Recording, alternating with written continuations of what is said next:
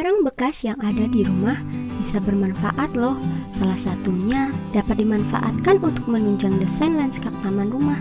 Daripada rumah kita menimbun barang bekas, sebaiknya yuk kita manfaatkan untuk mendesain taman sederhana di rumah sembari mengisi waktu luang pada masa pandemi COVID-19 agar kita selalu produktif. Pertama, pembuatan eco-brick.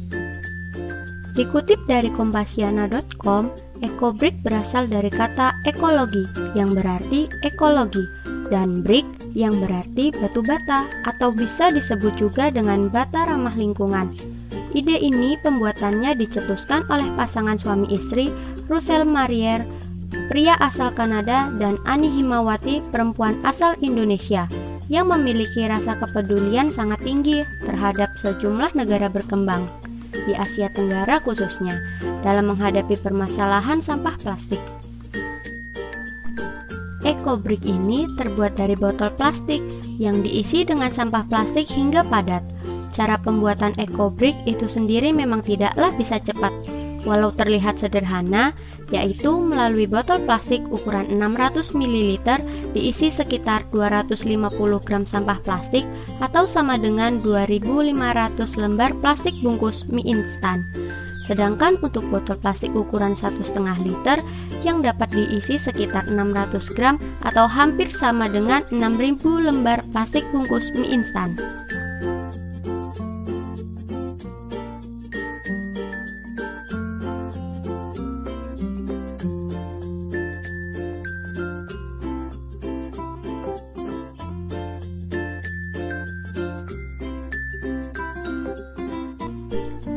Setelah botol-botol hasil eco-brick sudah terkumpul, nantinya dapat disusun, dirangkai, dan disatukan sedemikian rupa dengan bantuan perekat berupa lem kaca yang nantinya bisa dibentuk menjadi produk furnitur sederhana seperti bangku, kursi, ataupun meja.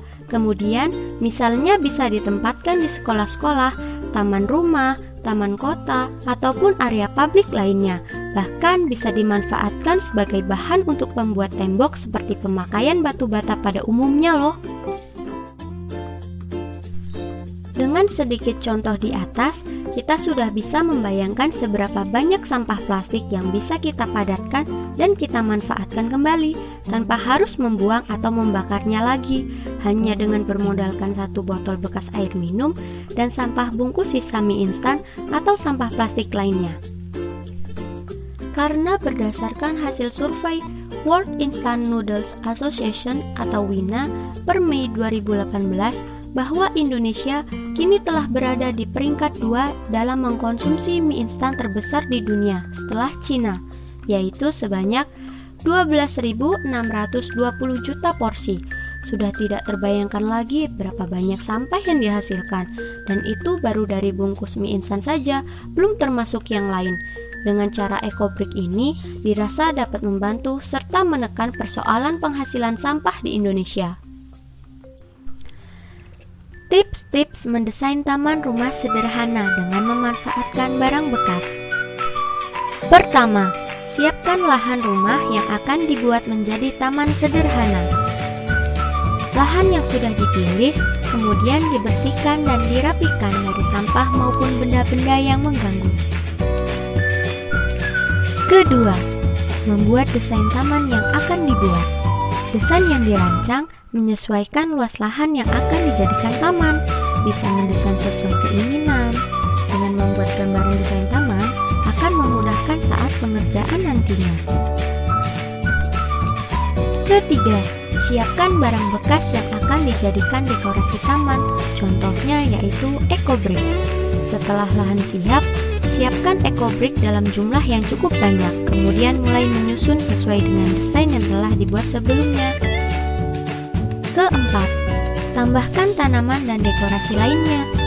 Setelah eco-brick semua tersusun, selanjutnya tambahkan tanaman-tanaman yang dimiliki dan dekorasi lainnya seperti bangku dan meja yang dibuat dari eco-brick juga ataupun bahan lainnya. Untuk menjaga kebersihan dan antisipasi penyebaran COVID-19, hendaknya kita selalu patuhi protokol kesehatan, terutama mencuci tangan. karena mencuci tangan adalah salah satu cara yang efektif untuk mencegah penularan COVID-19. Untuk itu, pihak rumah disarankan memiliki tempat untuk mencuci tangan. Tidak harus menggunakan keran air, namun bisa juga memanfaatkan benda-benda di rumah sebagai tempat mencuci tangan. Beberapa di antaranya bisa dengan menggunakan galon air, menggunakan jerigen, menggunakan ember bekas cat, dan lain sebagainya. Diusahakan air yang digunakan untuk mencuci tangan dapat mengalir dan bukan air yang tertampung. Tempat cuci tangan hendaknya dihias agar lebih menarik, supaya tamu atau orang yang berkunjung ke rumah kita antusias untuk mencuci tangan sebelum masuk ke dalam rumah kita. Peletakannya menyesuaikan dengan rumah, bisa diletakkan di teras rumah maupun di halaman atau taman. Yang terpenting dapat terjangkau oleh pengguna. Terima kasih sudah menonton video tentang mendesain lanskap taman rumah menjadi mini garden dengan memanfaatkan barang bekas dan penyediaan cuci tangan dalam upaya pencegahan COVID-19. Semoga video ini dapat bermanfaat ya. Sampai jumpa lagi di video selanjutnya. Jangan lupa untuk like, comment, and subscribe, dan share ke teman-teman kalian supaya kita bisa saling berbagi informasi yang menarik dan bermanfaat. Bye bye, see you guys.